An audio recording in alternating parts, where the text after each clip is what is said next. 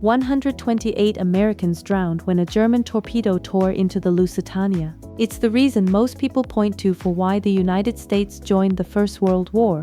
So the question that quietly breaks it is this: if the Lusitania did it, why did America wait almost 2 more years to declare war? Keep one promise in your back pocket for later. There's a ledger, 2 numbers set side by side, that shows American money had already picked a side years before Congress ever did.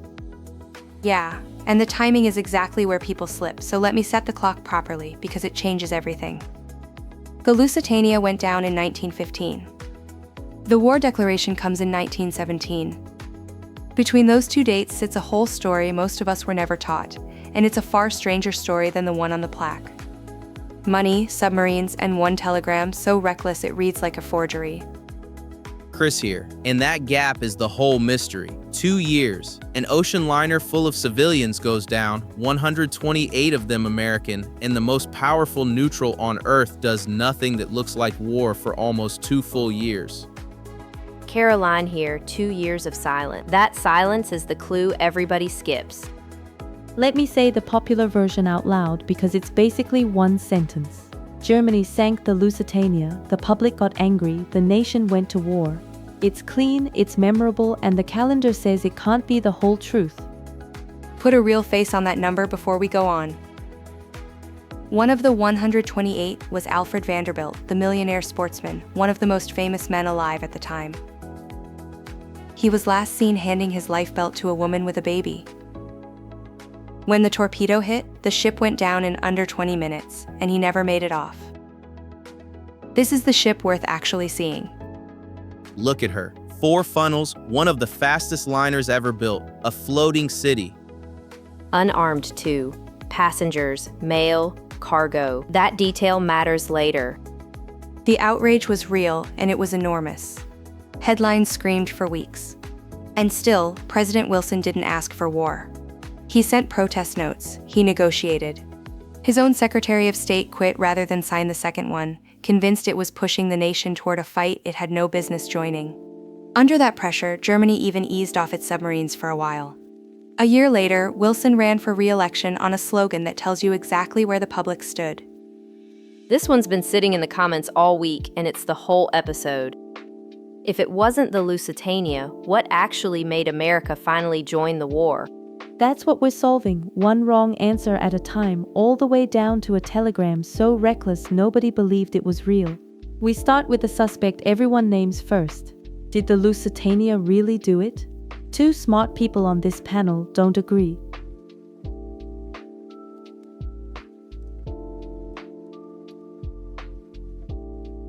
The fork is this, and it's a real one. Historians still argue. Did the sinking of the Lusitania bring the United States into the war? Chris says it was the turning point. Caroline says the calendar proves otherwise. Chris, make your case. The Lusitania is the hinge, and I'll tell you why. Before that torpedo, most people wanted nothing to do with Europe's war. After it, opinion moved hard. A British liner, civilians in the water, Americans among the dead. Newspapers that had shrugged for a year suddenly ran the casualty lists on the front page. That's the moment ordinary people stopped calling this somebody else's fight. Moved, sure. Moved all the way to war? The calendar says no. Not all the way, no, but the pressure was real. Wilson sent Germany a warning so sharp his own Secretary of State resigned over it, and it worked. Germany actually backed down and promised to stop sinking passenger ships without warning. That climb down came straight from the Lusitania outrage. Caroline, that's his strongest point. Germany pulled back for almost a year. Take it head on. Gladly, it backed down. So the crisis passed. If the ship caused the war comes in 1915. It didn't. Here's the number that ends it. The next year, Wilson ran for re-election. His winning slogan was, "He kept us out of war." You don't campaign on peace while your nation is marching to war over a ship? That one I honestly can't argue. Then look where it leaves us. The outrage was loud. The result was nothing for 2 years. New question then, because I think we're both answering the wrong one. We keep arguing whether the Lusitania mattered. It did. But the real question is whether it brought war, and it plainly didn't. not for 2 years. What it did was lower the fuse. It made the public willing to get angry. Somebody else still had to light it. Let me pin you both to one line before I rule, one sentence each. What did the Lusitania actually do?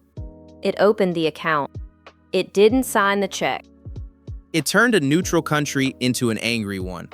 That's real, but it's not a declaration of war. Then my verdict, and the State Department's own history backs it page by page. The Lusitania shifted opinion, but the 2-year gap is decisive. It didn't bring the war. So the title's right. It wasn't just the Lusitania, which means the real suspect is still out there, and the next one wears a suit, not a uniform.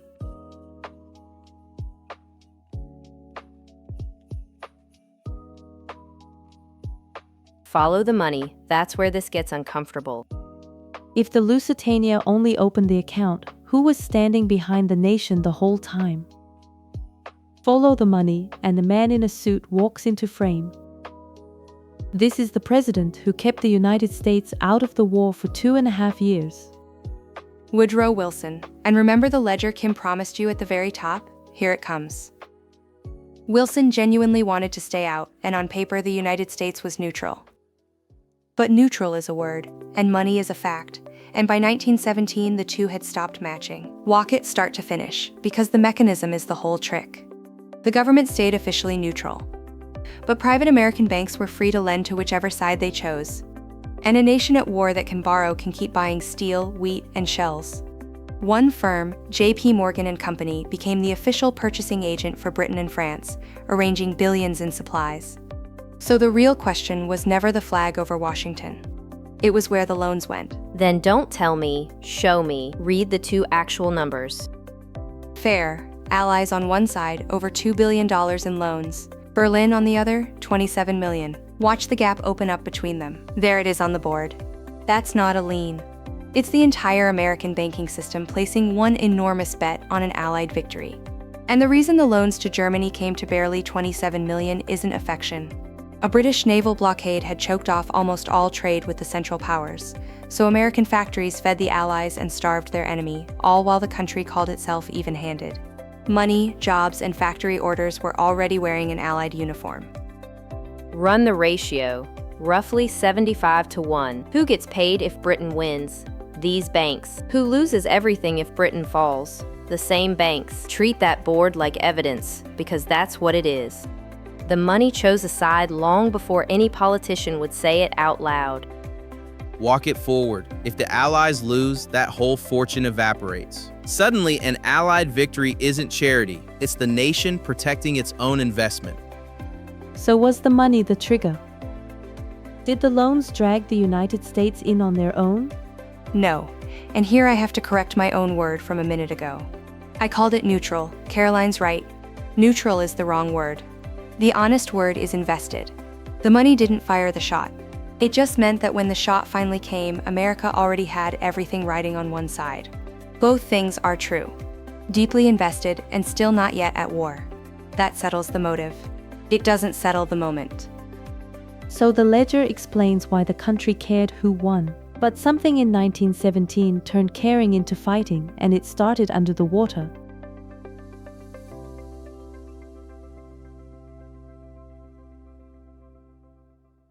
(1917). Germany makes the decision that changes everything. On February 1st, it brings back unrestricted submarine warfare. What does that phrase actually mean, though? Unrestricted. It sounds like paperwork. It means sink anything. Any ship, any flag, no warning. Neutrals included. This is worth an outside read. Let me bring in someone who knows the German side of that decision cold. Anders, you there? I'm here. And you have to understand, this wasn't rage, it was arithmetic. German admirals ran the numbers, sink 600,000 tons of shipping a month, and Britain starves inside 5 months. That's the whole bet? The whole bet. They knew it would drag America in. They were counting on winning before American troops could cross. Wait, they wrote off the entire United States on a hunch? Not a hunch, a calculation. An army takes a year to build. Britain would fall inside 5 months. So they picked a fight with a giant, on purpose. A race, not a grudge. Beat the clock or lose the war. And for a while it worked. That April, U-boats sank about 860,000 tons, the worst month of the whole war. This is what that gamble looked like from the deck. I'll leave you with the tragedy of it. A brilliant piece of math that woke the one giant they couldn't outrun. Take it home from here. Anders, thank you, that lands it. Now let me make this concrete because unrestricted still sounds abstract. Think about a phone plan you already understand. The old rules of the sea were a metered plan. A submarine had to surface, warn a ship, and let the crew climb into lifeboats first. Okay, but nobody goes to war over a data cap. Where's the line that means war? The catch is the overage. Flip to the unlimited plan and the overage isn't a fee. It's dead civilians, and the bill comes due as a declaration of war. Right. Unrestricted meant sink any ship, neutral American ones included, with no warning at all. Now think back to our Lusitania number. One torpedo took 128 Americans. Now Germany was promising to do that on repeat. So the submarines made war almost certain, but even that needed the whole nation behind it. And wait until you hear what Germany put in writing, because the final push arrived as a telegram.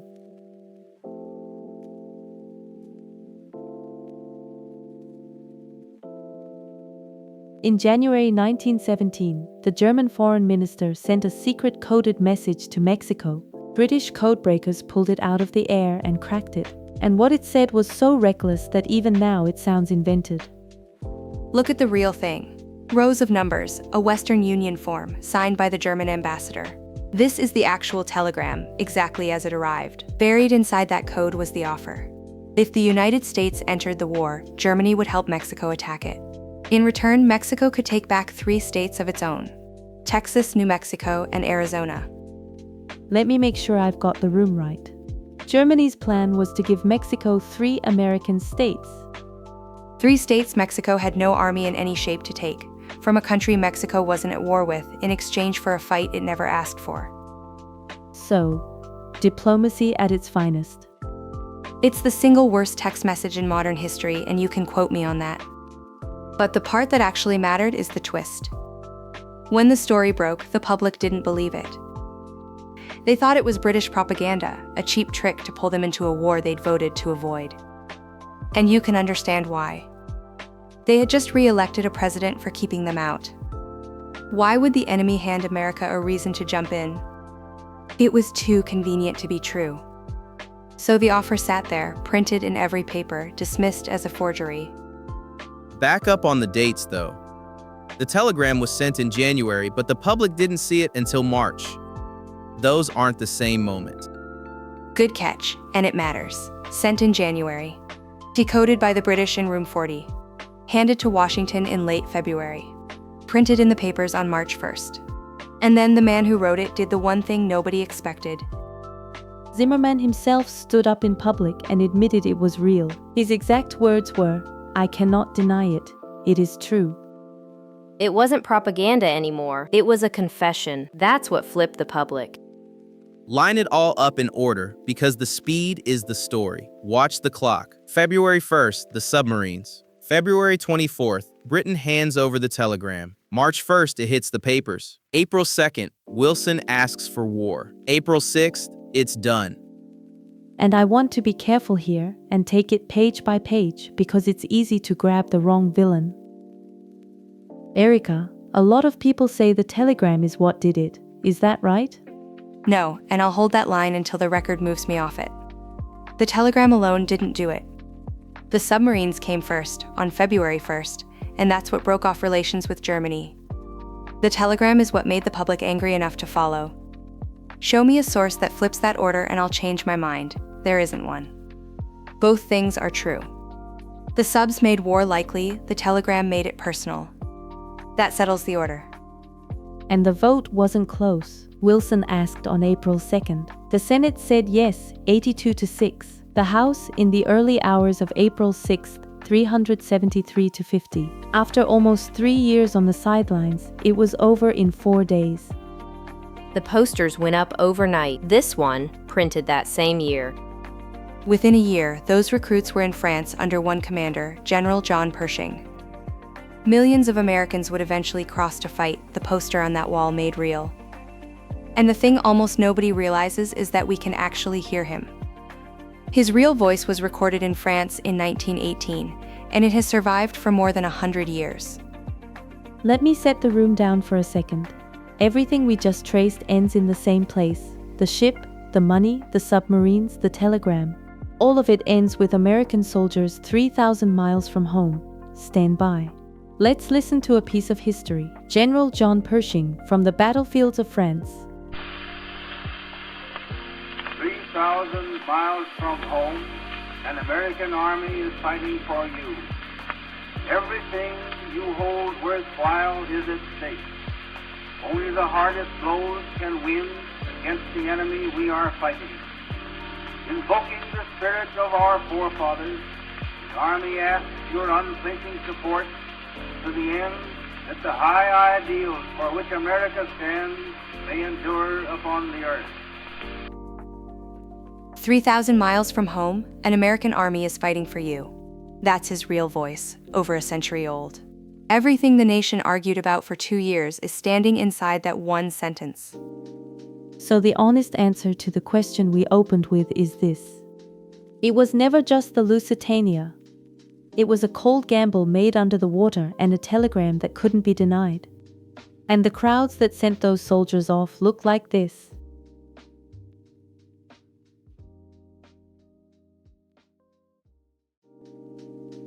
Before I run it back, try to say the one thing you'll actually remember from this. Mine is this. It was never one torpedo. America was pulled in by a submarine decision and a telegram, 2 full years after the ship everyone blames. Next time, we rewind all the way to the start, to the 6-week bet Germany made in 1914, before any of this began. One gamble to knock France out before Russia could even mobilize. When it failed, it locked in the long war that eventually pulled America in. What you walk away with is this. Whenever someone hands you a one-sentence cause for a giant event, check the calendar. The gap between the story and the dates is where the real history hides. My favorite part was the ledger. Over 2 billion against 27 million. Neutral countries don't keep books like that. If this untangled a story you thought you knew, subscribe and stick with the series. We're building the whole war episode by episode and everyone connects back to the last. And here is the one we couldn't settle. If the Zimmerman telegram had never leaked, would America have stayed out of the war? Tell us where you land in the comments. Study the rule before the rule studies you. Kim, I sat through that whole thing in one go. That is my highest form of praise, and the score is a solid 9 out of 10. This is Professor Erica. Thanks for watching and signing off.